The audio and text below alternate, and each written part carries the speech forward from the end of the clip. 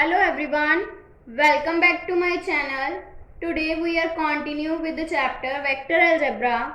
In this video, firstly we will discuss about some most important results which are used in the first exercise of this chapter.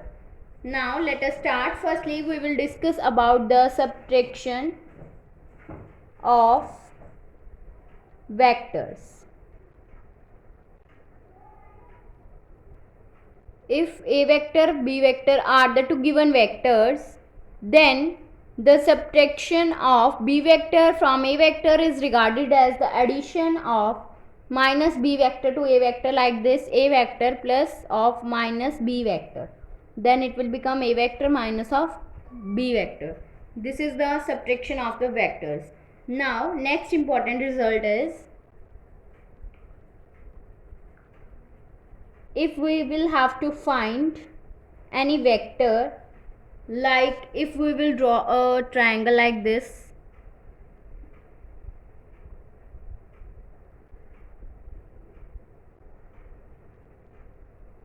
this is the O point, A point and B point, having the position vectors A vector and B vector. That means take O as origin and OA vector will be equals to A vector and OB vector will be equals to B vector.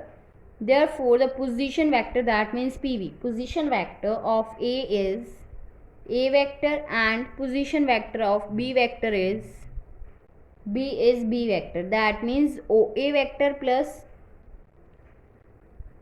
AB vector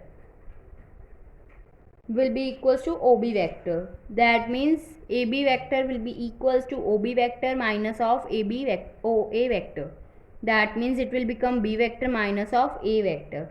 So therefore AB vector will be equals to position vector of B minus position vector of A. So if we will have to find any resultant vector, then we will apply this position vector of B minus position vector of A. Now next is multiplication of the vectors by scalars. In this, firstly we will let a vector be the given vector and lambda be the scalar. Then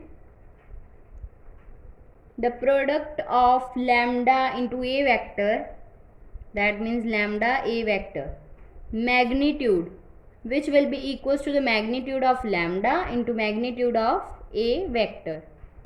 And when lambda will be equals to minus 1, that means lambda a vector will be equals to minus of a vector. That means which is the vector having the magnitude equals to the magnitude of a vector, and the direction is opposite to the a vector because of the negative sign, and minus a vector is the negative vector of a vector, and a vector plus of minus a vector will become 0 vector, that means null vector. And if lambda will be equals to 1 upon magnitude of a vector, where a vector is not equals to 0, that means a vector is not a null vector. Then lambda, magnitude of lambda a vector will be equals to magnitude of lambda into magnitude of a vector. That means lambda is 1 by magnitude of a, so it will become 1 upon a magnitude into a magnitude. That means this and this get cancel out and magnitude of lambda a vector will be equals to 1. So here lambda a vector represents a unit vector in the direction of a vector, and a cap is written as, a cap is the unit vector. It is always written as 1 upon a vector magnitude into a vector. And note this point that for any scalar k, k into 0 vector. That means 0 vector is the scalar, so it will also become 0 vector. It is always become 0 vector. And if we will observe that whatever be the value of lambda, the vector lambda a vector is always collinear to the vector a vector. The two vectors a vector and b vector are collinear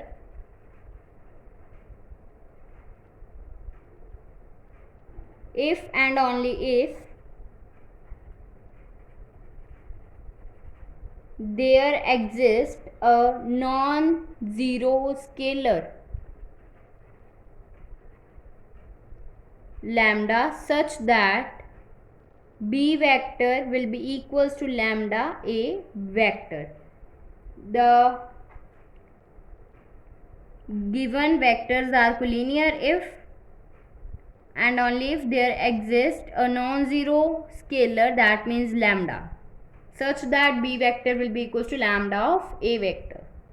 Now next some 5 important results are, first is k, that means scalar, into minus of a vector will be equals to minus of k into a vector, which will become minus of ka vector, where k is a scalar.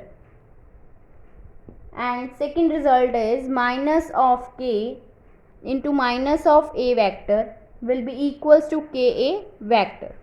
That means k is also a scalar here. Then third is k into l a vector will be equals to kl into a vector. That means it will become l into ka vector, where k and l are scalars. Next is k plus l into a vector will be equals to ka vector plus la vector, where k and l are also scalars. And fifth and last result is k into a vector plus b vector will be equals to ka vector plus kb vector, where k is any scalar. So this is all about the subtraction of vectors and how we can find the resultant vector and what are the multiplication of the vectors by scalars, and these are the 5 some important results. Now in the next video we will start with the first exercise of this chapter. If you like my video, then please like, subscribe and share my videos, and do not forget to press the bell icon for the notification of the more videos. Thanks for watching.